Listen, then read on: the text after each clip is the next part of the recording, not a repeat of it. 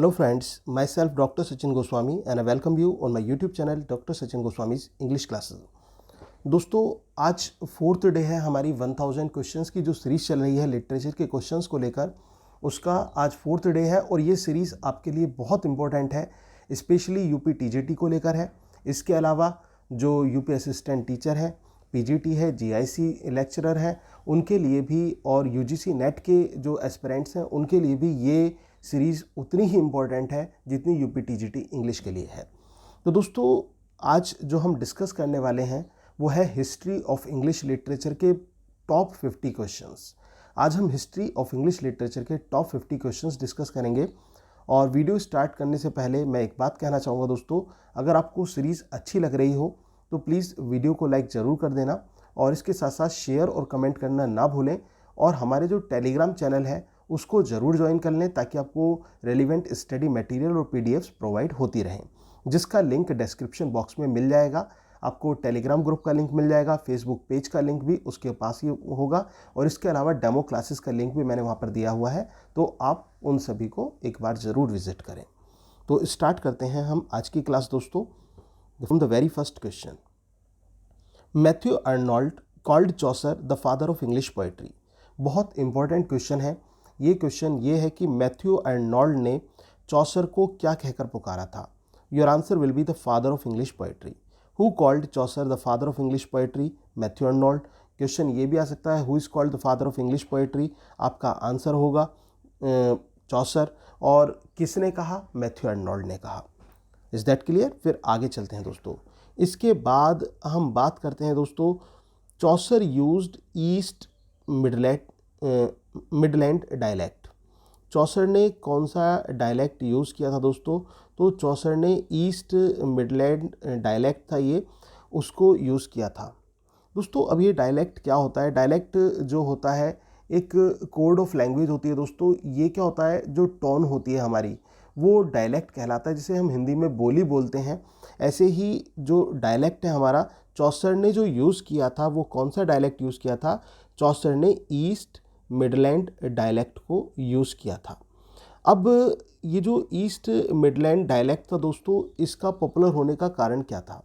इसका पॉपुलर होने का कारण ये था कि ये जो उस समय के जो राइटर्स थे, उस समय जो मिडलैंड एरिया में कैम्ब्रिज और ऑक्सफोर्ड यूनिवर्सिटी लोकेटेड थी और इतनी वेल नोन तो नहीं थी, बट इनका जो एक कहते हैं कि एक वर्चस्व बढ़ता जा रहा था और उसी की वजह से जो इसकी पॉपुलैरिटी हुई किसकी? ईस्ट मिडलैंड डायलैक्ट की।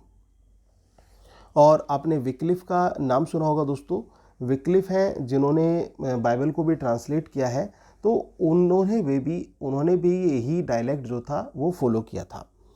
इसके बाद हम आते हैं the name of fictional inn where the pilgrims in Canterbury Tales meet. Canterbury Tales जैसे कि आप जानते हैं चौसर का वर्क है Canterbury Tales. The story of 29 pilgrims, ये 29 पिलग्रिम्स की कहानी है जो कि एक पिलग्रिमेज जा रहे होते हैं एक तीर्थ स्थान, और उस तीर्थ स्थान का नाम क्या होता है दोस्तों? कैंटरबरी होता है।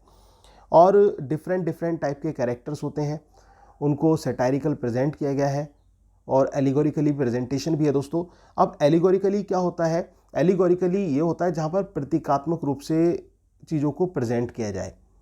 अब बहुत सारे कैरेक्टर्स इसमें आते हैं जो कैंटरबरी टेल्स है, और उनके नेम से ही आप आइडिया लगा सकते हैं उनकी पर्सनैलिटी का, उनके वर्क का। तो ये जो वर्क है दोस्तों चौसर का कैंटरबरी टेल्स, इसमें जिस स्थान पर, जिस सराय में ये लोग मिलते हैं, जिस इन जो ये सराया होता है, एक लॉज होती है जिसको इन कहा जाता है, जिस सराय में ये मिलते हैं, कहाँ पर मिलते हैं? कैंटरबरी टेल में। उस स्थान का नाम क्या होता है? टैबर्ड होता है दोस्तों। ये बहुत इंपॉर्टेंट क्वेश्चन है, दिमाग में बिठा लेना कि the name of the fictional inn where the pilgrims in the Canterbury Tales meet, that is Tabard. उसका नाम क्या है? टैबर्ड है। आई होप कि स्टार्टिंग के अभी के जो 3 क्वेश्चन हैं क्लियर होंगे। पहला क्वेश्चन ये कि किसने चौसर को फादर ऑफ इंग्लिश पोएट्री कहा? मैथ्यू अर्नोल्ड ने कहा। दूसरा क्वेश्चन, चौसर ने कौन से डायलैक्ट को यूज़ किया? ईस्ट मिडलैंड डायलैक्ट को यूज़ किया। नेक्स्ट क्वेश्चन ये आता है कि वो फिक्शनल इन जो जहाँ पर कैंटरबरी टेल्स में जितने पिलग्रिम्स हैं वो आपस में मिलते हैं, उसका नाम टैबर्ड है। ही found English a dialect and left in language. उसने इंग्लिश को एक डायलेक्ट के रूप में देखा और किस में अल्टर कर दिया, लैंग्वेज के रूप में परिवर्तित कर दिया। ये किसने कहा है दोस्तों, ये लाउस ने कहा है। लाउस ने किसके बारे में कहा है, लाउस अबाउट चौसर। लाउस एक क्रिटिक हैं, उन्होंने चौसर के बारे में कहा है कि he found English a dialect and left in language.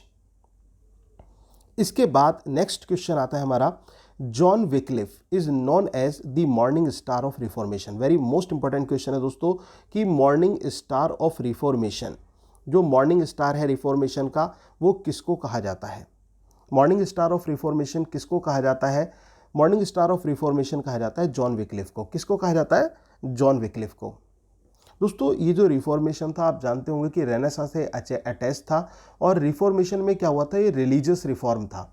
इसमें रिलीजियस रिफॉर्म्स हुए थे, और इसमें यहाँ तक कि जो किंग हेनरी थे उनकी लाइफ में भी एक डोमेस्टिक रिफॉर्मेशन हुआ था। जो मैंने रेनेसां की वीडियो बनाई हुई है दोस्तों, उसमें रेनेसां और रिफॉर्मेशन दोनों को मैंने पूरी तरह क्लियर कराया हुआ है, तो आप एक बार उस वीडियो को ज़रूर देखें, तो आपको ये अच्छी तरह से कॉन्सेप्ट क्लियर हो जाएगा। क्योंकि अगर मैं इसको अभी डिफाइन करूंगा तो बहुत लंबा टॉपिक चला जाएगा। इसके बाद नेक्स्ट आता है दोस्तों, John Wycliffe was the first translator of the Bible into English. कौन फर्स्ट ट्रांसलेटर थे बाइबल के इंग्लिश में करने वाले, तो your answer will be John Wycliffe. क्या आंसर होगा दोस्तों आपका, जॉन विक्लिफ। इसके बाद नेक्स्ट क्वेश्चन आता है, William Caxton printed history of Troy the first book in English in year 1474। William Caxton, जो कि आप जानते हैं कि जर्मन के रहने वाले व्यक्ति थे, जिन्होंने प्रिंटिंग प्रेस को जो इंग्लैंड में लेकर आए, और उन्होंने क्या किया था, विलियम कैक्सटन जो थे उन्होंने हिस्ट्री ऑफ ट्रॉय को, जो हिस्ट्री ऑफ ट्रॉय वर्क है उसको, the first book in English in year 1474, वो इंग्लिश में जो फर्स्ट बुक पब्लिश की थी, प्रिंट की थी, वो 1474 में की थी। इसके बाद दोस्तों ये क्वेश्चन आता है कि सैकविल एंड नॉर्टन, जो सैकविल और नॉर्टन है दोस्तों, जिसकी हम बात करते हैं, सैकविल एंड नॉर्टन, ये फर्स्ट एम्प्लॉयड दी ब्लैंक वर्स। किसने जो था ब्लैंक वर्स को फर्स्ट एम्प्लॉय किया था। Your answer will B Sackville and Norton. क्या आंसर होगा दोस्तों, सैकविल एंड नॉर्टन जो है वो आपका आंसर होगा।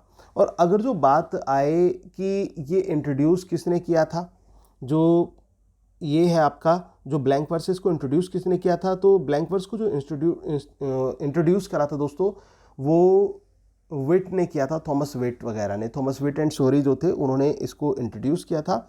और जो एम्प्लॉयड किया था, किसने किया था, एम्प्लॉयड जो किया था वो सैकविल एंड नॉर्टन ने फर्स्ट एम्प्लॉय किया था ब्लैंक वर्स को। इसके बाद Charles Lamb called Spenser as the poets' poet. किसको पोइट्स पोइट कहा जाता है, ये भी मोस्ट इंपॉर्टेंट क्वेश्चन है। आपका आंसर होगा स्पेंसर को। और किसने कहा, चार्ल्स लैम्ब ने कहा। चार्ल्स लैम्ब ने स्पेंसर को पोइट्स पोइट का दर्जा दिया है। किसने किसका दर्जा दिया दोस्तों, चार्ल्स लैम्ब ने स्पेंसर को पोइट्स पोइट का दर्जा दिया है। इसके बाद नेक्स्ट क्वेश्चन हमारा आता है, here lies my wife, here let her lie, now she is at rest and so am I. ये मेरी पत्नी है, यहाँ पर वो आराम कर रही है, उसको आराम करने दो। वो आराम कर रही है और उसी रूप में मैं भी उसके साथ आराम कर रहा हूँ। दोस्तों, the above given lines were written by John Dryden as an epitaph for his wife's grave. दोस्तों, एपिटैफ आप जानते हैं कि कब्र पर खुदे हुए जो अंकित शब्द होते हैं उनको एपिटैफ कहा जाता है। जैसे शेक्सपियर का एपिटैफ भी आपने पढ़ा होगा, तो ये जॉन ड्राइडन ने अपनी वाइफ के लिए एपिटैफ लिखा था। ठीक है, तो इसको आप दिमाग में बैठा लेना, लाइंस दे दी जाए तो पहचान लेना, जॉन ड्राइडन ने अपनी वाइफ के लिए लिखा था। John Dryden was the first poet laureate of England. John Dryden जो थे वो फर्स्ट पोएट लॉरेट बने इंग्लैंड के। तो फर्स्ट पोएट लॉरेट कौन थे दोस्तों, फर्स्ट पोएट लॉरेट जो थे वो जॉन ड्राइडन थे। कौन थे, जॉन ड्राइडन थे। इसके बाद नेक्स्ट क्वेश्चन आता है, the proper study of mankind is man. The above given line was composed by Alexander Pope. दोस्तों, ये one of the most specific lines में से एक आती है अलेक्जेंडर पॉप की। अलेक्जेंडर पॉप की एक पोएम है दोस्तों, एसे ऑन मैन। उसमें हमें ये लाइन्स देखने को मिलती है कि know then thyself, presume not God to scan, the proper study of mankind is man. जानना है तो सबसे पहले खुद को जानो। भगवान को स्कैन करने की कोशिश मत करो, दूसरों को जज करने की कोशिश मत करो, सबसे पहले खुद को जज करो। क्योंकि आपने देखा होगा बहुत से ऐसे लोग होते हैं जो दूसरों की कमियों को एकदम निकालना चालू कर देते हैं, 1 मिनट नहीं लगाते दूसरों को क्रिटिसाइज करना चालू कर देते हैं। लेकिन दूसरों को क्रिटिसाइज करने से पहले उन लोगों को खुद के गिरबान में भी झांक कर देख लेना चाहिए कि वो कहां स्टैंड करते हैं। तो वही चीज यहां पर जो है पॉप ये कह रहे हैं कि जानना है तो सबसे पहले खुद का अध्ययन करो। और हद तो तब हो जाती है दोस्तों जब हमारी लाइफ में, किसी की भी लाइफ में कुछ गलत होता है और सीधे लोग किसको ब्लेम कर देते हैं, भगवान को ब्लेम कर देते हैं, अपने ग्रहों को ब्लेम कर देते हैं। तो that is not good thing, वो अच्छी बात नहीं है। तो यही अलेक्जेंडर पॉप ने कहा है अपने एसे ऑन मैन में, क्या कहते हैं, the proper study of mankind is man. जो प्रॉपर स्टडी ऑफ मैनकाइंड है ना, वही ह्यूमैनिटी को रिप्रेजेंट करती है। इसके बाद दोस्तों नेक्स्ट हमारे ये आती है पोएम ब्रेक ब्रेक ब्रेक। क्या है break break break? Is an elegy that Tennyson composed in the memory of his friend Arthur Henry Hallam. दोस्तों इसमें 2-3 क्वेश्चन बन जाते हैं। सबसे पहला, ब्रेक ब्रेक ब्रेक किसकी पोएम है? आपका आंसर होगा ये टेनिसन की पोएम है, लॉर्ड एल्फ्रेड टेनिसन की। इसके बाद नेक्स्ट क्वेश्चन ये बनता है किस टाइप की पोएम है? एलेजी है, एलेजी जो कि एक सैड सॉन्ग होता है। किसकी मृत्यु पर यह शोक गीत लिखा गया? Your answer will be Arthur Henry Hallam. Arthur Henry Hallam का पोएट से क्या संबंध था? ये इनके क्लोज फ्रेंड थे। और जो ये पोएम है दोस्तों ब्रेक ब्रेक ब्रेक, इसमें क्या होता है, जो पोएट है वो ब्रिस्टल चैनल पर जाकर बैठ जाता है क्योंकि उसके फ्रेंड की मृत्यु हो चुकी थी और वो वहाँ पर लहरों को देखता है। और जो लहरें थी ना, वो किससे टकरा रही थी? वो सलेटी कलर के पत्थरों से टकरा रही थी। और जब वो उनसे टकरा रही थी ना, तो उसको चोट पहुंचा रही थी सलेटी कलर के पत्थरों को। अब कवि का हृदय भी चोट खाया हुआ था, तो उसको जब वो देखता है कि मेरी तरह कोई और भी चोटिल है, इन पत्थरों का भी दर्द मेरी तरह ही है क्योंकि लहरें इनसे टकरा रही हैं, तो कवि को वहाँ पर सांत्वना मिलती है, एक पीस मिलती है, इनर पीस जिसे कह देते हैं। तो तब वो उन लहरों को देखकर कहता है break break break O the cold grey stones of sea and I would that my tongue could utter the thoughts that arise in me. तोड़ दो तोड़ दो तोड़ दो, इन चट्टानों को तोड़ दो। और जब तुम ऐसा करोगी तो मुझे लगता है कि मेरी जो जीवा है, मेरी जो टंग है, वो उन फीलिंग्स को एक्सप्रेस कर पाएगी, जो मेरे अंदर विचार आते हैं उनको वो मतलब बता पाएगी। अब यहाँ तक तो सब कुछ सही था, लेकिन दूसरे ही पल उसको दूसरा दृश्य दिख जाता है। और क्या दिखता है? O well for the fisherman's boy that he shouts with his sisters at play, O well for the sailor's lad that he sings in his boat on the way. कितना भाग्यशाली है वो मछुआरे का लड़का जो अपनी बहन के साथ खेल रहा है, चिल्ला रहा है। कितना भाग्यशाली है वो नाविक का लड़का जो अपनी नाव में एक गीत गा रहा है। लेकिन कवि दुखी है। क्यों दुखी है? क्योंकि उसका जो दोस्त है वो उसको कभी अब टच नहीं कर पाएगा, उसको कभी अब प्राप्त नहीं कर पाएगा। तो तभी वो लास्ट में कहता है break break break at the foot of the crags. तोड़ दो तोड़ दो तोड़ दो, पूरी तरह से तोड़ डालो। तो कुल मिला के एक मेलनकली एक टोन है दोस्तों, एक पेन अलग ही नज़र आ रहा है कि दोस्त के विलाप में, दोस्त की मृत्यु के विलाप में कितना दुखी है पोएट, उस चीज़ को रिप्रेजेंट करती है पोएम ब्रेक ब्रेक ब्रेक। इन मेमोरियम ये एक एलेजी है दोस्तों, जिसमें जो पोएट है अपना जो मॉर्नफुल वेल है वो रिप्रेजेंट करता है, अपना दर्द दिखाता है। किसके लिए? सेम अपने फ्रेंड अर्थर हेनरी हेलम के लिए। ये भी टेनिसन की ही पोएम है। इसके बाद नेक्स्ट क्वेश्चन आता है doctor Johnson considers John Dryden as the father of English criticism. इसमें 2 क्वेश्चन बनते हैं दोस्तों कि मैंने आपके पॉइंट्स इस तरह से बनाए हैं ताकि एक दो क्वेश्चंस भी आपके एक साथ भी मिल जाएं। John Dryden father of English criticism कहलाते हैं। क्वेश्चन ये बनता है कि who is known as father of English criticism? Your answer will be John Dryden. किसने जॉन ड्राइडन को ये उपाधि दी? किसने कहा? तो डॉक्टर जॉनसन ने। Doctor Johnson considers John Dryden as the father of English criticism. दोस्तों आज की वीडियो बहुत बहुत बहुत स्पेशल है, एग्जाम के पॉइंट ऑफ व्यू से बहुत जरूरी है, क्योंकि हिस्ट्री ऑफ इंग्लिश लिटरेचर से कुछ क्वेश्चंस आ जाते हैं और जो मैंने कॉम्बिनेशन यहाँ पर कंबाइंड किया है, कुछ फैक्ट्स को लेकर आया हूँ, कुछ वर्क्स को लेकर आया हूँ, कुछ थीम को लेकर आया हूँ। तो इस तरह से मैंने हिस्ट्री ऑफ इंग्लिश लिटरेचर के क्वेश्चन आज ऐड किए हैं। Robert Burns is known as ploughman poet. Question बहुत इंपॉर्टेंट है दोस्तों कि प्लोमैन पोइट किसको कहा जाता है? प्लोमैन पोइट, प्लोमैन आप जानते होंगे कि किसानों का जो एक पोइट है, किसको कहा जाता है प्लोमैन पोइट? रॉबर्ट बर्न्स को कहा जाता है। किसको कहा जाता है दोस्तों? रॉबर्ट बर्न्स को। Jane Austen follows limited range इन हर नॉवेल।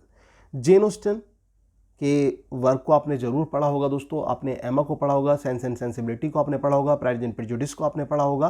तो जेन ऑस्टन के आप कोई भी वर्क आप पढ़िए, वहां पर आपको क्या देखने को मिलेगी? एक लिमिटेड रेंज देखने को मिलेगी। जेन ऑस्टन के नॉवेल्स में एक लिमिटेड रेंज होती है। अब ये लिमिटेड रेंज क्या होती है दोस्तों?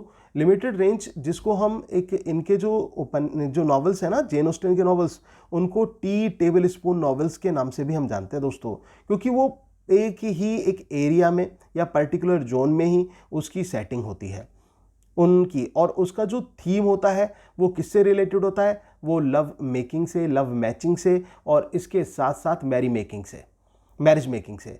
तो शादी कराना, प्रेम की थीम होना, यही इनकी थीम होती है। कुल मिलाकर जो एक ह्यूमन का वो सराउंडिंग है उससे घिरा हुआ होता है, और उसमें भी जो common issues of the life होते हैं उनको रिप्रेजेंट करती है जेन ऑस्टन। जो सीरियस इश्यूज है ना सोसाइटी के, वो नहीं देखने को मिलेंगे आपको जेन ऑस्टन के वर्क में। तो जेन ऑस्टन जो फॉलो करती है दोस्तों, वो लिमिटेड रेंज को फॉलो करती है इन हर नॉवेल्स। इसके बाद नेक्स्ट क्वेश्चन बनता है, the subject matter in the novels of Jane Austen is human nature. जो सब्जेक्ट मैटर है, जैसे कि मैंने अभी आपको बताया, वो क्या है? ह्यूमन नेचर है। इनके वर्क में जो सब्जेक्ट मैटर है वो ह्यूमन नेचर है। थीम किस पर आधारित है? थीम लव मेकिंग पर आधारित है, मैरिज मेकिंग पर आधारित है, अफेयर्स एंड रिलेशनशिप को लेकर ये लिखती हैं। Man is born free but alas he is everywhere in change. बहुत अच्छा स्टेटमेंट है, दिमाग में बिठा लेना दोस्तों कि जो मानव है वो कैसा पैदा होता है? वो आज़ाद पैदा होता है, लेकिन हर जगह वो जंजीरों में जकड़ा हुआ है। ये सभी को मोस्टली पता होगा कि रूसो का स्टेटमेंट है। किसका स्टेटमेंट है? रूसो का स्टेटमेंट है, जो कि अपने आप में एक फिलोसोफर रहे हैं। Mary Evans is the real name of George Eliot. बहुत अच्छा क्वेश्चन है, बहुत इंपॉर्टेंट क्वेश्चन है कि जॉर्ज इलियट का रियल नेम क्या है। जॉर्ज इलियट का रियल नेम क्या है दोस्तों? जॉर्ज इलियट जो कि एक नॉवलिस्ट है, उनका रियल नेम है मैरी एवांस। क्या नाम है दोस्तों?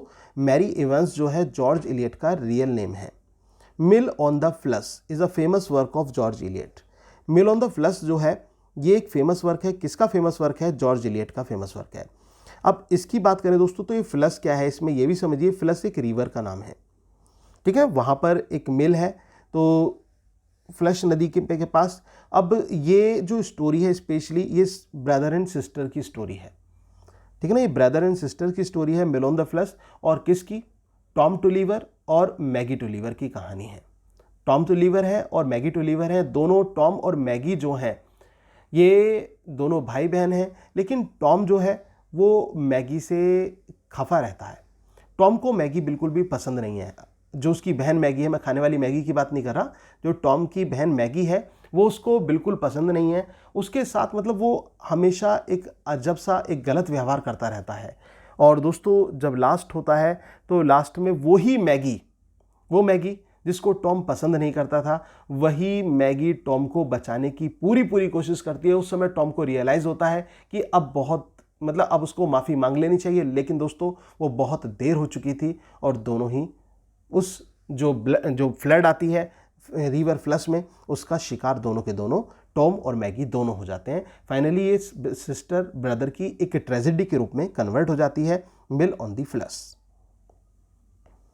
इसके बाद दोस्तों नेक्स्ट आता है happiness was but an occasional episode in a general drama of pain. बहुत इंपॉर्टेंट स्टेटमेंट है, बहुत इंपॉर्टेंट लाइन्स हैं, और ये पूछी जाती हैं कि किस राइटर के द्वारा बोली गई ये। Happiness was but an occasional episode. Happiness जो थी वो एक ओकेजनल एपिसोड थी in a general drama of pain. ये किसने कहा? ये थॉमस हार्डी का कहा हुआ है। हार्डी जो कि एक पेसिमिस्टिक नॉवलिस्ट है, एक निराशावादी उपन्यासकार है हार्डी, और उनके वर्क मेयर ऑफ कैस्टरब्रिज में हमें ये देखने को मिलती हैं लाइन्स। मेयर ऑफ कैस्टरब्रिज की बात करें तो ये भी फुल ऑफ पेसिमिस्टिक अप्रोच से भरा हुआ नॉवल है। एक ऐसा नॉवल जिसमें एक घास काटने वाला एक हेट ट्रेजर जिसका नाम माइकल हेंचार्ड है। माइकल हेंचार्ड क्या करता है? नशे की अवस्था में अपनी पत्नी को, जो उसकी पत्नी और अपनी बेटी को, वो एक नाविक न्यूसन को बेच देता है। ठीक है ना। न्यूसन को बेच देता है, अब न्यूसन उसको ले जाता है फिर, लेकिन जब उसको होश में आता है हेंचार्ड को, तो वो उसको सर्च करता है, जब नहीं मिलती तो वो एक कसम खाता है चर्च में जाके कि मैं माइकल हेंचार्ड ये शपथ लेता हूँ कि मैं अपनी ज़िंदगी के आने वाले उतने वर्षों तक जितने मैं व्यतीत कर चुका हूँ को शराब को हाथ नहीं लगाऊंगा।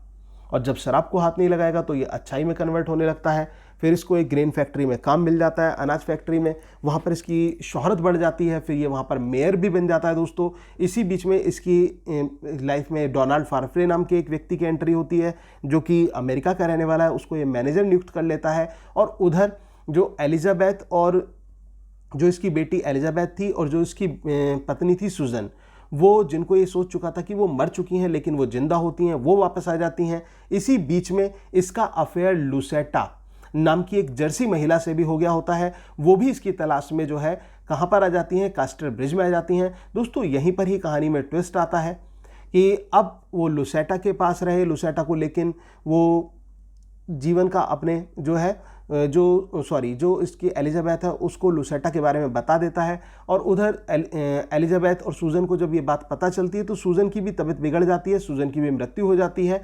और उधर जो लुसेटा है जो कभी माइकल हेंचार्ड की प्रेमिका हुआ करती थी, वो किससे शादी कर लेती है, वो डोनाल्ड फार्फ्रे से शादी कर लेती है। वो डोनाल्ड फार्फ्रे जिससे एलिजाबेथ प्यार करती है। लेकिन जब इनकी पोल खुलती है कि माइकल हेंचार्ड की वही माइकल हेंचार्ड है जिसने अपनी पत्नी को बेच दिया था और इसने शराब के नशे में ऐसा पाप किया था, जो कि अब मेयर बना हुआ है, तो उसके लिए स्किमटिम प्रोसेशन होता है एक दोस्तों, जिसमें क्या होता है कि जुलूस निकाला जाता है इनके पुतले लगाकर। वहाँ पर जो लुसेटा है उस दृश्य को देख लेती है कि गधे पर उसका भी पुतला रखा गया था, तो वो मृत्यु हो जाती है उसकी। उधर जो फार्फ्रे है वो एलिजाबेथ से शादी कर लेता है। माइकल हेंचार्ड बिल्कुल अलग हो जाता है, माइकल हेंचार्ड को धोखा भी दे देता है बिजनेस में फार्फ्रे, और माइकल हेंचार्ड एक तरह से दिवालिया हो जाता है, उसके पास कुछ नहीं रहता और वो अपनी पुरानी झोपड़ी में लौट जाता है। और फाइनली न्यूसन भी जो है वो जिंदा होता है और वो मैरिज सेरेमनी जो है वो न्यूसन परफॉर्म करता है और माइकल हेंचार्ड बिल्कुल उदास खाली हाथ लौट जाता है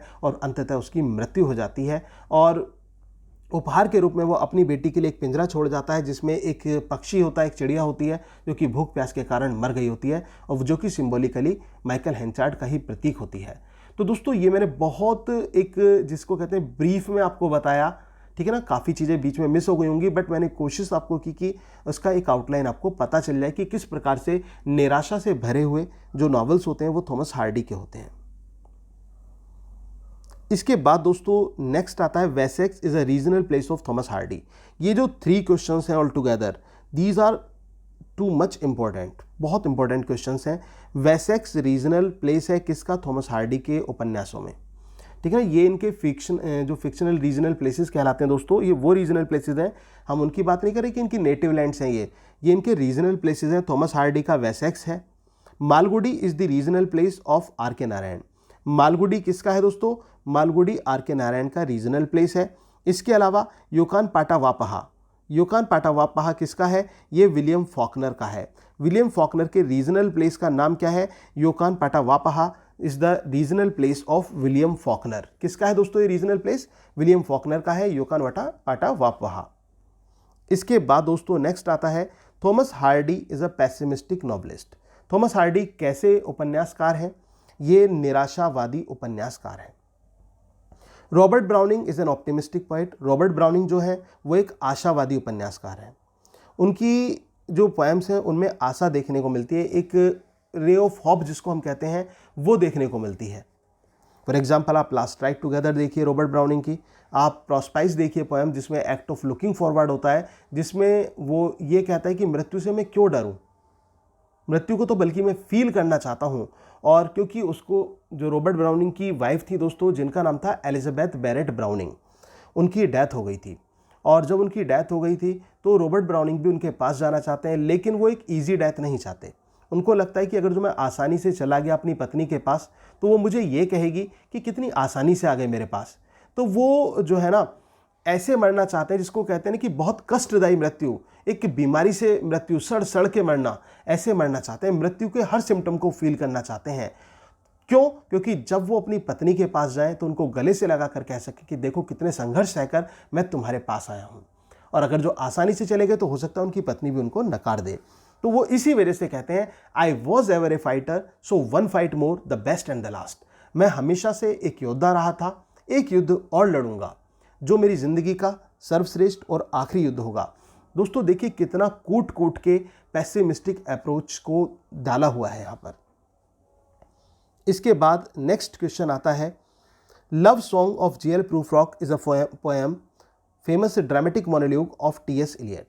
दोस्तों थॉमस स्ट्रीन इलियट की फेमस ड्रामेटिक मोनोलॉग है कौन सी? Love song of JL Prufrock. बहुत इंपॉर्टेंट क्वेश्चन है। Love song of JL Prufrock किसकी ये फेमस ड्रामेटिक मोनोलॉग है? ये टीएस इलियट की है। और ड्रामेटिक मोनोलॉग क्या होता है? A kind of poem in which speaker speaks and the listener remains silent. There is no interpretation made by the listener. Listener कोई भी हस्तक्षेप नहीं करता, केवल स्पीकर बोलता है। और इस जो पोएम का स्पीकर है दोस्तों वो कौन है? प्रूफ्रॉक है। प्रूफ्रॉक जो कि एक ओल्ड मैन है, बट उसको he has fallen in love with a young mate, और यंग मिस्ट्रेस हम कहेंगे, एक ऐसी प्रॉस्टिट्यूट से, लेडी प्रॉस्टिट्यूट से, यंग प्रॉस्टिट्यूट है, उससे उसको प्यार हो गया है और उसके साथ वो सेक्सुअल रिलेशन में बंधना चाहता है, लेकिन उसको डर लगता है कि वक्त ने मुझे कमज़ोर बना दिया है, मैं कैसे उसको प्रपोज करूं? Propose for what? Propose for physical relations. तो मैं कैसे उसको प्रपोज करूं, ये उसके दिमाग में ये चीज़ आती हैं। तभी तो वो कहता है let us go then you and I when the evening is spread out against the sky let's etherized upon a table like a patient. दोस्तों इसका हिंदी वर्जन मैंने भी लिखा है, जो कि मेरा ललित कला अकादमी है दिल्ली में, वहाँ पर वो पब्लिश भी हुआ है। तो इसका हिंदी वर्जन की मैं कुछ लाइन्स आपको सुना देता हूँ, जो क्या कहते हैं टीएस इलियट। चल साथी तू और मैं, चल साथी तू और मैं, चल दूर कहीं चलते हैं, चल साथी तू और मैं, चल दूर कहीं चलते हैं, ढूंढते हैं वो जगह, ढूंढते हैं वो जगह जहाँ शाम के समय बस दीप प्यार के जलते हैं, बस दीप प्यार के जलते हैं, चल साथी तू और मैं, चल दूर कहीं चलते हैं। जिंदगी ने सब कुछ दिया, जिंदगी ने सब कुछ दिया, बस मोहब्बत से रुसवा किया, जिंदगी ने सब कुछ दिया, बस मोहब्बत से रुसवा किया, आज शाम को इन तंग गलियों में मोहब्बत की तलाश करते हैं, चल साथी तू और मैं, चल दूर कहीं चलते हैं, चल दूर कहीं चलते हैं, चल दूर कहीं चलते हैं।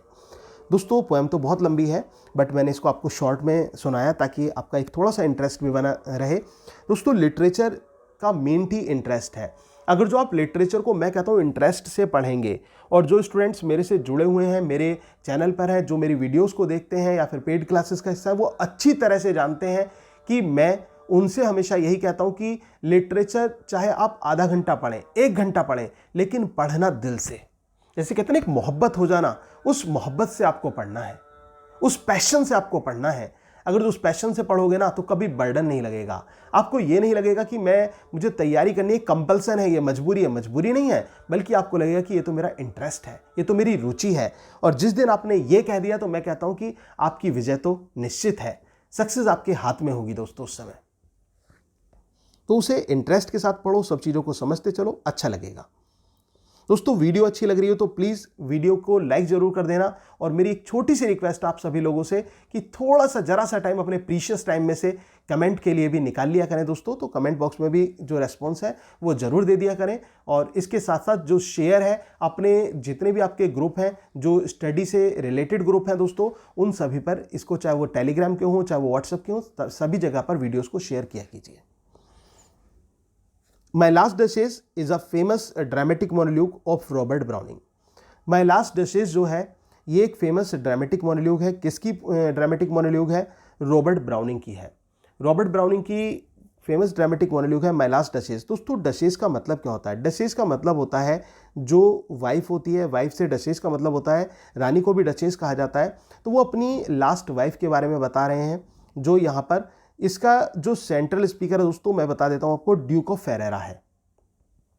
कौन है? ये भी क्वेश्चन आ जाता है एग्जाम में। Duke of Ferreira. My last duchess का सेंट्रल स्पीकर कौन है? ड्यूक ऑफ फेरेरा है। और ड्यूक ऑफ फेरेरा के पास में जो नेबरिंग कंट्री है, नेबरिंग स्टेट है, उसका एक मैसेंजर आता है। वो अपने राजा की बेटी के रिश्ते का प्रस्ताव लेकर आता है ड्यूक ऑफ फेरेरा के पास। तो उस समय ड्यूक ऑफ फेरेरा जो कि लवर ऑफ आर्ट है, वो उससे क्या कहता है?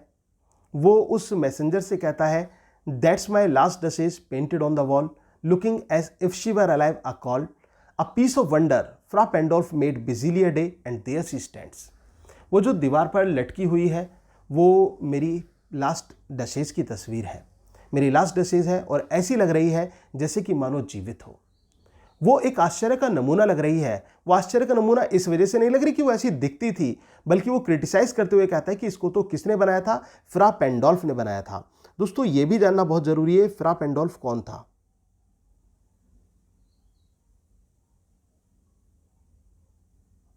फ्रा पेंडोल्फ जो थे ये एक इटालियन स्कल्पटर थे, एक इटालियन पेंटर थे।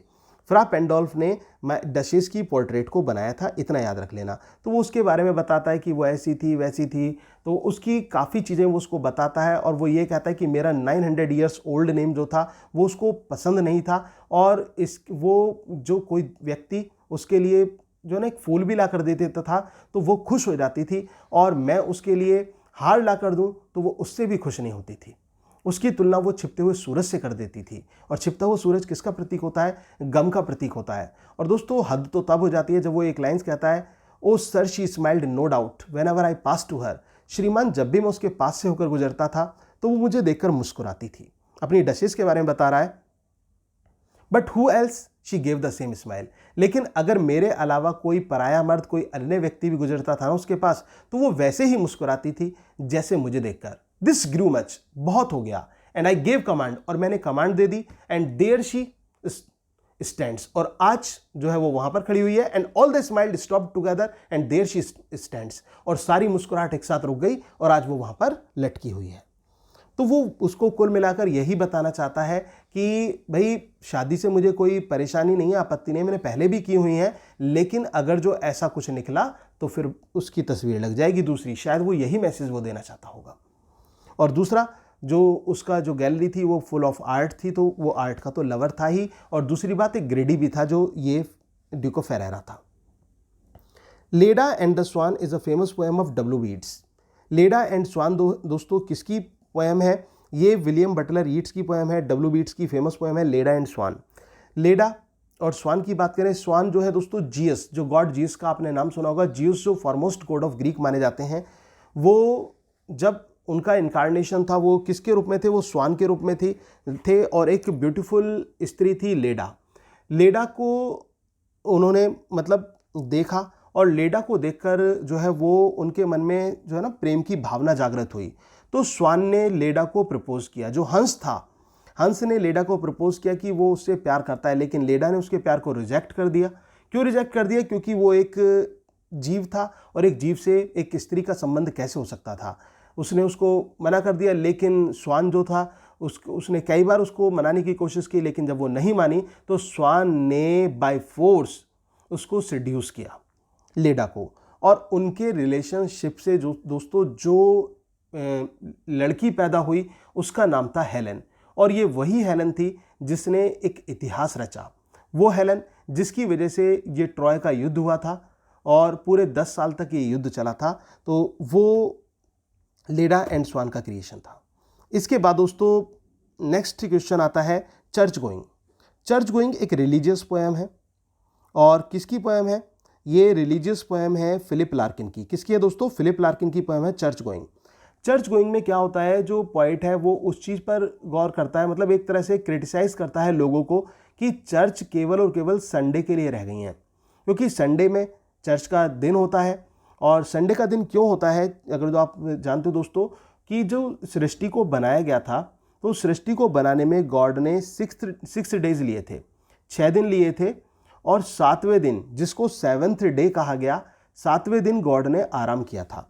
और आराम जो किया दोस्तों, उस दिन को नाम दिया गया सैबैत का। क्या नाम दिया गया? सैबैत। और सैबैत का मतलब क्या होता है? सैबैत का मतलब होता है 7th day of the week. सप्ताह का जो 7वां दिन होता है वो सैबैत कहलाता है, तो उसको सैबैत का नाम दिया गया। और सैबैत 7वां दिन यानी कि हॉलीडे, एक पवित्र दिन, हॉलीडे। हॉलीडे क्यों? क्योंकि इस दिन ये मान्यता है उस दिन भगवान अपने घर में ही मिलते हैं, क्योंकि भगवान ने आराम किया। और इसको आज हम कहते हैं HOLI, हॉलीडे, छुट्टी का दिन। ये जो छुट्टी होती है संडे की, क्रिश्चियनिटी के अकॉर्डिंग होती है दोस्तों, ये हमारे कल्चर के अकॉर्डिंग नहीं होती, क्योंकि संडे को फिक्स्ड किया गया है चर्च जाने के लिए। संडे को सभी चर्च जाते हैं, चर्च को बहुत सुंदर सजाया जाता है, चुपचाप जाते हैं, भगवान के दर्शन करके अपने घर वापस आ जाते हैं। तो ये जो चर्च गोइंग है, उसी बात को क्रिटिसाइज किया गया है इस पोएम में कि संडे को तो इतनी इंपॉर्टेंस हो जाती है चर्च की, सब लोग आते हैं, मेला सा लगता है, तो शायद वो मिलने आते होंगे एक दूसरे से। दोस्तों ये हमें जोसेफ एडिसन का एक ऐसे है सर रोजर एट चर्च, उसकी भी याद दिलाती है पोएम। उसमें भी सेम चीज़ें बताई गई थी। और अब उसको लगता है कि जब लोग, और बाकी दिन चर्च बहुत गंदी रहती है, कि जो पोएट है वो दूसरे दिन जाने का निश्चय करता है, जब लोग चर्च नहीं जाते उस दिन जाने का निश्चय करता है। देखता है कितनी तितर बितर चर्च होती है, वहाँ पर गंदगी फैली रहती है और भगवान की कोई इंपॉर्टेंस नहीं होती। तो फिर वो बहुत क्रिटिसाइज करता है कि एक दिन ये चर्च जो है ये खंडर में बदल जाएगी और केवल इस चीज़ का प्रतीक होगी। कुछ जो अंधविश्वासी लोग होंगे वो यहाँ पर आया करेंगे अपनी मनोकामनाओं को पूरा कराने के लिए, तो कुल मिलाकर आस्था बहुत दूर चली जाएगी और अंधविश्वास परमने लगेगा। तो ये चर्च गोइंग में उन्होंने मैसेज दिया फिलिप लार्किन ने। आई होप कि समझ में आ गया होगा। इसके बाद दोस्तों नेक्स्ट क्वेश्चन आता है, the time machine was written by H.G. Wells. Time machine जो है दोस्तों एक साइंस फिक्शन है।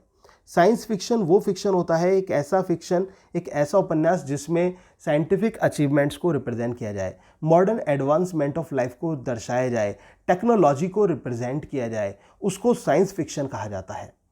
ठीक है ना, वो क्या कहलाता है, साइंस फिक्शन कहलाता है। तो साइंस फिक्शन जो टाइम मशीन है क्या है, वो एक साइंस फिक्शन है। जैसे कि आपने रोबोट मूवीज वगैरह भी देखी होंगी दोस्तों, ये साइंस पे ही आधारित होती हैं। इसके बाद नेक्स्ट क्वेश्चन आता है, curtal sonnet was invented by G.M. Hopkins. Curtal sonnet जो है किसके द्वारा इन्वेंट की गई, G.M. हॉपकिंस के द्वारा। कर्टेल सोनेट जो होती है वो किसने बनाई दोस्तों, G.M. हॉपकिंस। G.M. हॉपकिंस जिनका पूरा नाम है जेराल्ड मैनली हॉपकिंस, याद रख लेना, जेराल्ड मैनली हॉपकिंस इनका पूरा नाम है। उन्होंने कर्टेल सोनेट बनाई। अब ये कर्टेल सोनेट होती क्या है, कर्टेल सोनेट होती है a sonnet of 10 and half line. आपने 14 लाइन्स वाली तो सोनेट सुनी होगी, लेकिन ये सोनेट है दोस्तों जिसमें 10 एंड हाफ लाइन्स हैं, 10 एंड हाफ लाइन। अब इन 10 लाइन्स में तो होती हैं प्रॉब्लम्स, और इस हाफ लाइन में दे दिया जाता है उसका इंस्ट्रक्शन या सॉल्यूशन दे दिया जाता है कर्टेल सोनेट में। तो curtal sonnet was invented by Gerald Manley Hopkins, G.M. Hopkins, and Pied Beauty were the most famous sonnets by G.M. Hopkins. Pied Beauty इसका बहुत अच्छा उदाहरण है कर्टेल सोनेट का। Pied Beauty is a famous curtal sonnet of G.M. Hopkins. The phrase story, ये दोस्तों story नहीं है, इसको सही कर लेना, ये वर्ड गलत दे दिया है, स्टॉर्मी आएगा, ये गलत लेके आया, एम गायब हो गया इसमें, तो इसको सही कर लेना, the word is stormy.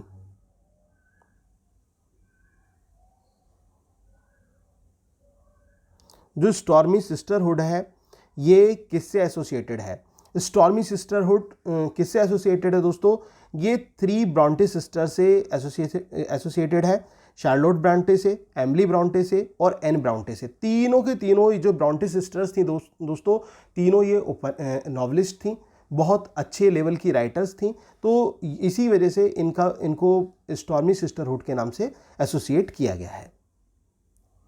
Dryden set done affects metaphysics. ये क्वेश्चन बहुत इंपॉर्टेंट है दोस्तों, मेटाफिजिकल एज को लेकर ये क्वेश्चन है कि किसने कहा था कि डन अफेक्ट्स मेटाफिजिक्स, की डन किसको अफेक्ट करता है, मेटाफिजिक्स को अफेक्ट करता है। मेटाफिजिक्स को समझने के लिए दोस्तों मेटाफिजिकल को समझना होगा। मेटाफिजिकल, मेटा मीन्स बियॉन्ड और फिजिकल मीन्स फिजिकल ब्यूटी। तो hence the poetry that is beyond of physical beauty और nature is called metaphysical poetry. किसने कहा था कि Donne affects metaphysics, your answer will be John Dryden. किसने कहा था दोस्तों, जॉन ड्राइडन ने कहा था। क्या कहा था, डन अफेक्ट्स मेटाफिजिक्स। इसके बाद नेक्स्ट क्वेश्चन आता है, doctor Samuel Johnson gave the term metaphysical poets in his work life of the poets. Life of the poets जो इनका वर्क है लाइफ्स ऑफ द पोइट्स दोस्तों, उसमें डॉक्टर सैमुअल जॉनसन ने मेटाफिजिकल पोइट्स को जो है यूज किया है, इस टर्म को यूज किया है। आई होप कि ये क्लियर हो गया होगा। Jordan is known as the founder and father of the metaphysical school of poetry. Jordan जो थे वो मेटाफिजिकल स्कूल ऑफ पोएट्री के फादर थे और फाउंडर थे। ठीक है, याद रख लेना। जॉर्डन को मेटाफिजिकल स्कूल ऑफ पोएट्री का रिप्रेजेंटेटिव पोएट माना जाता है, फाउंडर एंड फादर माना जाता है इनको, मेटाफिजिकल एज के रिप्रेजेंटेटिव पोएट है जॉर्डन। अब ये जो स्कूल ऑफ पोएट्री है दोस्तों, ये कोई स्कूल का नाम नहीं है, बल्कि एक ग्रुप ऑफ पोएट्स है जिसके लीडर कौन थे, जिसके लीडर जॉर्डन थे। ड्यूरिंग कैरोलिन एज, दोस्तों जो कैरोलिन एज का जो टाइम था, during Caroline age the supporters of king's party were called cavaliers. जो सपोर्टर थे किसके, किंग पार्टी के, जो कैरोलिन एज में जो सपोर्टर हुआ करते थे वो भी किसके दोस्तों, किंग की पार्टी के, वो क्या कहलाते थे, उनको कैवेलियर्स कहा जाता था। ठीक है, किसके, जो उसके सपोर्टर हुआ करते थे, राजा के सपोर्टर हुआ करते थे। अब इसमें अगर तो हम बात करें दोस्तों, जैसे कि किंग चार्ल्स फर्स्ट को हम देखते हैं, तो किंग चार्ल्स फर्स्ट के पार्लियामेंट में देखें रॉबर्ट हैरिंग, थॉमस कैरी और सर जॉन सेकलिंग, रिचार्ड लॉवलेंस की बात करें तो ये कैरोलिन पोएट्स थे। क्या थे ये, कैरोलिन पोएट्स थे, ये सपोर्टर्स हुआ करते थे राजा के। Francis bacon follows aphoristic style. Francis bacon का स्टाइल क्या है दोस्तों, ये मोस्ट इंपॉर्टेंट है। फ्रांसिस बैकन का स्टाइल क्या है, फ्रांसिस बैकन का जो स्टाइल है वो है एफोरिस्टिक स्टाइल। अब ये एफोरिज्म क्या होता है, ये भी एग्जाम में पूछ लिया जाता है कि एफोरिज्म क्या होता है, तो आपका आंसर होगा small sentences with deep meanings. छोटे छोटे से वाक्य डीप मीनिंग के साथ, स्मॉल फ्रेजेस भी हम कह सकते हैं विद डीप मीनिंग, कि जो फ्रेजेस होती हैं, जो स्मॉल सेंटेंसेस होते हैं, उनका डीप मीनिंग के साथ बहुत यूज़ करना। फॉर एग्जाम्पल, आप बैकन के किसी भी उसको उठा लीजिए, किसी भी सेंटेंस को उठा लीजिए। अब यही ले लीजिए, ऑफ रिवेंज से एक लाइन आती है, revenge is a kind of wild justice. Revenge जो है वो एक वाइल्ड जस्टिस की तरह है। अब इसको एक्सप्लेन करने लगे तो बहुत लंबा बैठता है, तो दोस्तों वही चीज़ है, इसको ही बोलते हैं एफोरिस्टिक स्टाइल, कि छोटी सी लाइन में सारी बात कह देना कि रिवेंज जो है एक वाइल्ड जस्टिस की तरह होती है। अगर जो इंसान आपस में लड़ रहे हैं, आपस में बदला ले रहे हैं, तो फिर वो जंगली जानवरों में और इंसानों में अंतर ही क्या रह गया। ऐसे ही ऑफ स्टडी में बैकन क्या कहते हैं, some books are to be tasted and others to be swallowed and a few to be chewed and digested. कुछ किताबें चखने के लिए होती हैं, कुछ किताबें निगल जाने के लिए होती हैं, कुछ किताबें चबाने और पचाने के लिए होती हैं। अब इसको एक्सप्लेन करें तो फिर एफोरिज्म में पहुंच जाते हैं, एफोरिस्टिक स्टाइल में। चखने के लिए मतलब रीड इन सम पार्ट्स, कुछ पार्ट्स में हम पढ़ लेते हैं। जैसे फॉर एग्जांपल आप न्यूज़पेपर पढ़ते हैं डेली, आप, मुझे नहीं लगता कि पूरा का पूरा उसको चाटते होंगे, अच्छी तरह से पढ़ते होंगे, बल्कि थोड़ा थोड़ा सा आउटलाइन पढ़ लिया और सारी न्यूज़ आपको पता रहती है। कोई भी अब आपसे पूछ ले भाई आज यहाँ पे क्या हुआ, वहाँ क्या हुआ, आप सब बता देते हैं क्योंकि आपने उसे टेस्ट किया हुआ है। लेकिन कुछ किताबें कैसी होती हैं, निगल जाने के लिए होती हैं, स्वैलो करते हैं हम उन्हें। जैसे कि एग्जाम के टाइम आपने देखा होगा बच्चे रट्टा मारते हैं, उसको रटते हैं, स्वैलो करते हैं। जो चीज़ हम निगलते हैं वो पचती कोई है, वो डाइजेस्ट नहीं होती, वो एग्जाम के समय उड़ेल कर आ जाते हैं, उसे कॉपी पे वर्ड्स की वॉमिट करी आते हैं, लेकिन उसको री एंटर वो नहीं कर सकते। उनसे बच्चों से ये पूछ लो जो रट के जाते हैं कि भाई तुमने इसका आंसर क्या लिखा, तो वो कह देंगे भाई लिख तो मैंने सही दिया, लेकिन अब मुझे पता नहीं है। क्यों नहीं पता है, क्योंकि वो स्वैलो किया हुआ निकाल आए। तो यही तो होता है, जो स्वैलो किया है तो वो तो परेशान करेगा ही ना। इसके अलावा कुछ किताबें होती हैं च्यू एंड डाइजेस्ट, चबाने और पचाने के लिए। जो मैं आपसे कहता हूं दोस्तों कि लिटरेचर को चबाया और पचाया करो।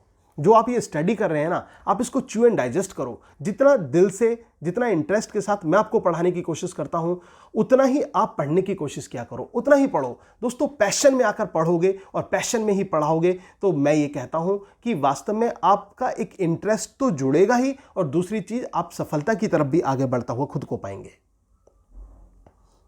तो आई होप कि ये क्लियर हो गया होगा।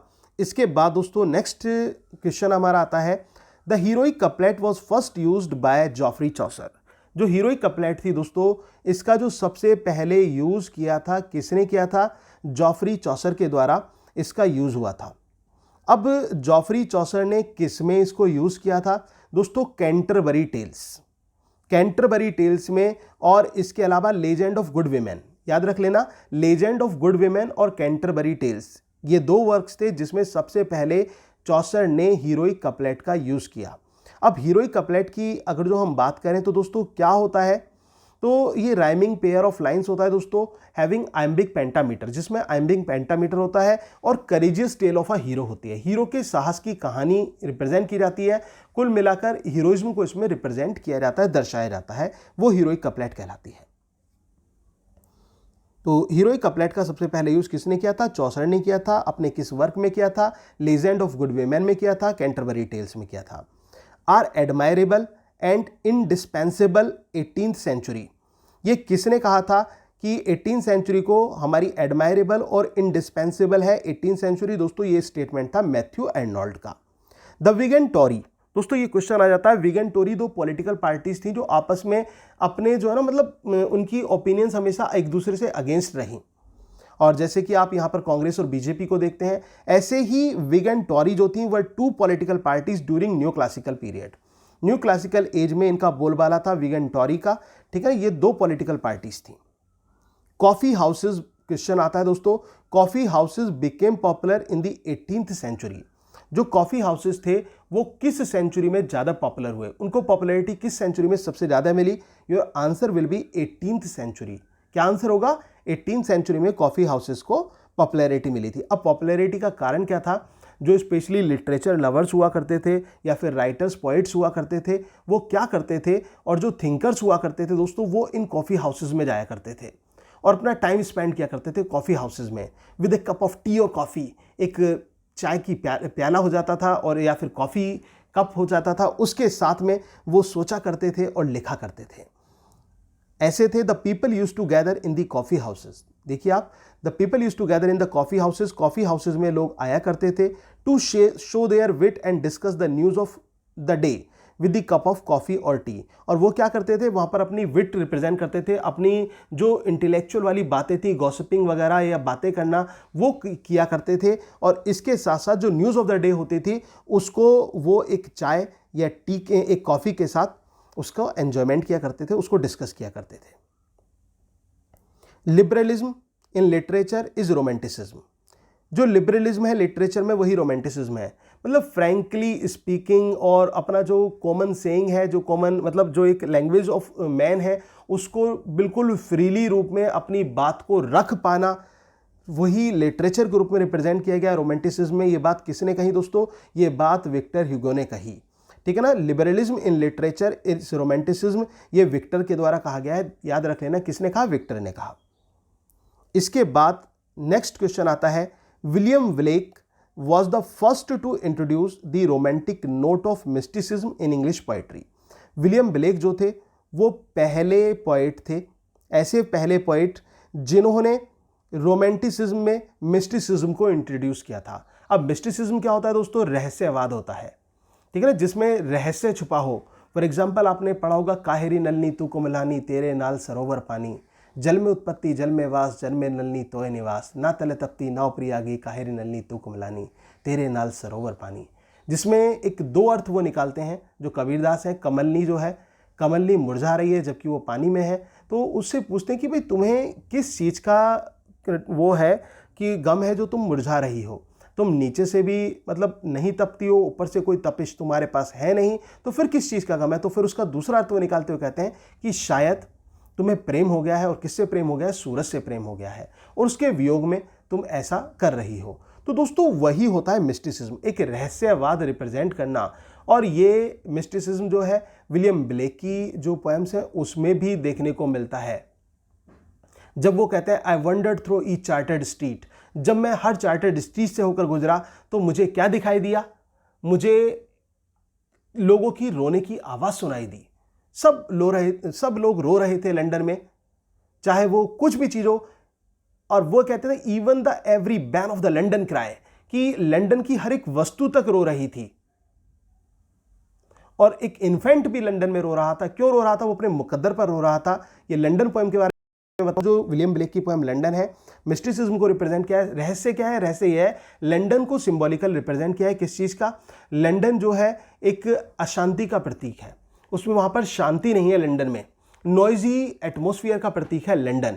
लंदन जो है वो रिलेशंस, जो वैल्यूज ऑफ रिलेशंस होती हैं उनको खो चुका है, उसका प्रतीक है लंदन। तो वही लंदन पोएम में वो दर्शाते हैं कि कहीं भी जरा सी भी लंदन में शांति नहीं है। लंदन के सभी लोग जो हैं वो जो है सब परेशान हैं। और फिर उसके बाद वो ये कहते हैं, सबसे भयानक दृश्य जो मैं देखता हूँ लंदन में, वो देखता हूँ मिडनाइट हेडलॉट्स क्राई। जो अर्धरात्रि में जो मिडनाइट हेडलॉट्स कर्ज जो करती हैं, जो हेडलॉट्स कौन होती है दोस्तों? हेडलॉट्स होती हैं प्रोस्टिट्यूट्स। जो प्रोस्टिट्यूट हैं वो कर्ज करती हैं, किसको कर्ज करती हैं? उन पुरुषों को कर्ज करती हैं, उन पुरुषों को अभिशाप देती हैं जिनकी वजह से वो प्रेग्नेंट हो गई हैं। और अब उनको ये नहीं पता कि जो उनके संतान होगी या जो संतान हुई है उसके फादर कौन है, उस बच्चे के फादर कौन है, क्योंकि उनको ये नहीं पता कि किसने उनके साथ ये बुरा कार्य किया था। तो दोस्तों वो चीज़ें रिप्रेजेंट करती, तो लंदन की जो एक खस्ता हालत है, और ऐसा क्यों होता है, लोग प्रोस्टिट्यूट्स के पास क्यों जाते हैं वहाँ पर, तो वो इस वजह से दिखाया गया क्योंकि वहाँ पर टाइम ही नहीं है। हस्बैंड के पास वाइफ के लिए टाइम नहीं है, वाइफ के पास हस्बैंड के लिए टाइम नहीं है, और इवन कोई जो स्थिति है ना वहाँ की लव लाइफ भी अच्छी नहीं है जो लंदन की लाइफ है। लंदन में क्योंकि लोग बिजी ज़्यादा हैं, बिजीनेस ज़्यादा है, वो अपने कामों में लगे हुए हैं, और इसी वजह से जो रिश्ते हैं वो बहुत ख़राब हैं। तो ये दोस्तों लंदन में कहा था, जो उनकी एक मिस्टिकल पोएम है, मिस्टिसिज्म को रिप्रेजेंट करती है। इसके अलावा आप लैम्प देख लीजिए, टाइगर देख लीजिए, सब जगह आपको सिंबोलिज्म और मिस्टिसिज्म देखने को मिलेगा। इसके बाद दोस्तों आज के सेकेंड लास्ट क्वेश्चन पर हम आते हैं। 49 क्वेश्चन है, sir Walter Scott is known as the father of historical novels. Sir Walter Scott को किस रूप में जाना जाता है, फादर ऑफ हिस्टोरिकल नॉवेल्स के रूप में जाना जाता है। किसे, सर वॉल्टर स्कॉट को।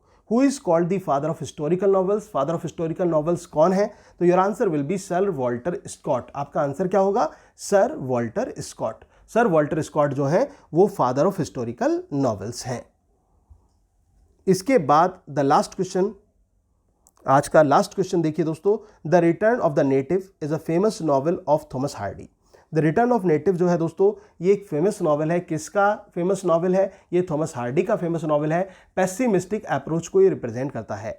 अब रिटर्न ऑफ नेटिव आप टाइटल से ही समझ रहे होंगे कि कोई व्यक्ति है जो बाहर गया हुआ है, वो नेटिव जो है वो अपने नेटिव लैंड पे वो लौट चुका है, तो उसका अपने लैंड पर लौट आना, ये रिटर्न ऑफ नेटिव है। दोस्तों ये जो कहानी है ये स्पेशली किसकी कहानी है, ये कहानी है यूस्टेशिया की। यूस्टेशिया जो कि इस कहानी की हीरोइन है, और जो कि एक पुअर फैमिली को बिलोंग करती है, एक रस्टिक फैमिली को बिलोंग हम कह सकते हैं कि एक पुअर फैमिली को बिलोंग करती है। बैंड मास्टर है उनके परिवार में, जो उनके जो फादर रहे हैं, तो उस फैमिली को बिलोंग करती है। और इसके साथ साथ इस कहानी का हीरो है क्लिम योब्राइट। क्लिम योब्राइट जो है वो एक रॉयल फैमिली को बिलोंग करता है, जिसकी मदर का नाम है मिसेस योब्राइट। इस कहानी में दोस्तों एक कैरेक्टर और आता है विल्डीव का कैरेक्टर। विल्डीव जो क्लिम से पहले जब यूस्टेशिया मिली थी तो यूस्टेशिया का प्रेमी था विल्डीव, लेकिन उसके बाद जब क्लिम से मुलाकात यूस्टेशिया की हुई तो वो क्लिम के साथ हो गई, और यूस्टेशिया के लिए क्लिम ने अपनी मातक को छोड़ दिया था। और जब वो उसके साथ आकर अलग जगह किराए पर रहने लगा तो वहाँ पर दोस्तों एक घटना भी घटती है, क्योंकि यूस्टेशिया ने क्लिम से शादी इस वजह से की थी कि वो पेरिस जाना चाहती थी, लेकिन जो क्लिम था वो उसको पेरिस लेकर नहीं गया। क्लिम योब्राइट जो था वो उसको पेरिस लेकर नहीं गया। जब वो उसको पेरिस लेकर नहीं गया तो यहाँ पर वो उदास रहने लगी। उसका उदासी का कारण उसके पूर्व प्रेमी को पता चला, विल्डीव को। विल्डीव ने उससे पूछा। अब विल्डीव जो था वो एक दिन जो था इनके घर में आ गया। और दोस्तों ये क्वेश्चन एग्जाम में अक्सर आ जाता है, जिसको हम नाम देते हैं क्लोज्ड डोर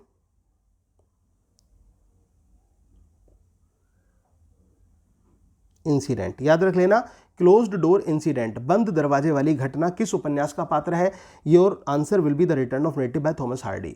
अब इसमें बंद दरवाजे वाली घटना में क्या हुआ था, एक दिन यूस्टेशिया का हस्बैंड क्लिम योब्राइट सो रहा था, तभी उसका प्रेमी आता है, वो दरवाज़ा खटखटाता है और क्लिम बहुत गहरी नींद में सो रहा था। और इसी बीच में जब विल्डीव आता है, विल्डीव अंदर घुस जाता है और यूस्टेशिया और विल्डीव जो है दोनों जो है लव में इन्वॉल्व हो जाते हैं, और क्लिम अभी भी सो रहा होता है। इसी बीच में जो क्लिम की मदर होती हैं मिसेस योब्राइट, उनको रियलाइज़ होता है कि मुझे अब अपने बच्चों को अपना लेना चाहिए, कि मुझे अपनी जो डॉटर इन लॉ है उसको भी अपना लेना चाहिए और उनको घर पर बुला लेना चाहिए। अब वो वहाँ पर जाती हैं, वहाँ पर वो किसको देख लेती हैं, विल्डीव को वहाँ पर देख लेती हैं, समझ जाती हैं कि क्या हुआ होगा, और उसी बीच में वो एक पेड़ के नीचे जाकर बैठ जाती हैं, घर से लौट जाती हैं और उनको एक सांप काट लेता है और उसकी मृत्यु हो जाती है।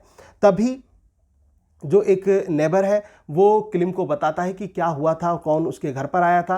तो क्लिम अपनी माँ की मृत्यु का जो आरोप है वो यूस्टेशिया पर मंड देता है और यूस्टेशिया को अपने घर से बेदखल कर देता है। यूस्टेशिया विल्डीव का हाथ पकड़कर आगे बढ़ने लगती है और विल्डीव कहता है कि मैं तुम्हें पेरिस लेकर जरूर जाऊंगा, लेकिन इसी बीच में दोस्तों बहुत तेज तूफान आता है। उस तूफान में जो यूस्टेशिया है वो बह जाती है और साथ ही साथ जो विल्डीव है उसके साथ वो भी बह जाता है। और जो क्लिम योब्राइट है दोस्तों वो एक वॉन्डरर प्रीचर बनकर बनकर रह जाता है। और इसके साथ साथ इसमें दोस्तों अलग भी कैरेक्टर हैं, जैसे डिगोरी वैन का कैरेक्टर है, थॉमसन का कैरेक्टर है, वो भी कैरेक्टर हैं, वो आपस में इन्वॉल्व हो जाते हैं। पूरी कहानी दोस्तों आप मेरे चैनल पर स्टोरी है इसकी, द रिटर्न ऑफ नेटिव की, आप उसको लिंक पे जाके उसको ध्यान से सुन सकते हैं। तो ये थे आज के टॉप 50 क्वेश्चंस। उम्मीद है कि आपको समझ में आए होंगे, जो कि मैंने आपको पूरे एक्सप्लेन करके बताए हैं। अगर दोस्तों आपको वीडियो अच्छी लगी हो तो प्लीज़ वीडियो को लाइक ज़रूर कर देना, और इसके साथ साथ ज़्यादा से ज़्यादा इसे शेयर करना, सब जगह शेयर करना, जो भी आपके स्टडी ग्रुप्स हैं वहाँ पर सभी को शेयर करना, जो आपके फ्रेंड्स हैं उनको शेयर करना, और इसके साथ साथ कमेंट बॉक्स में रिप्लाई भी करना ना भूलना। और दोस्तों अगर आपने जो टेलीग्राम चैनल है हमारा उसको ज्वाइन नहीं किया है तो उसे भी ज्वाइन कर लें, और साथ साथ फेसबुक पेज को भी लाइक ज़रूर कर दें, जिसका लिंक मैं आपको डिस्क्रिप्शन बॉक्स में दे दूंगा। तो आप टेलीग्राम पेज और फेसबुक पेज को भी, टेलीग्राम चैनल और फेसबुक पेज को भी ज़रूर ज्वाइन कर लें दोस्तों, क्योंकि उस पर भी एक सफिशिएंट स्टडी मटेरियल आपको टाइम टू टाइम मिलता रहेगा। तो thank you very much, yours doctor Sachin Goswami.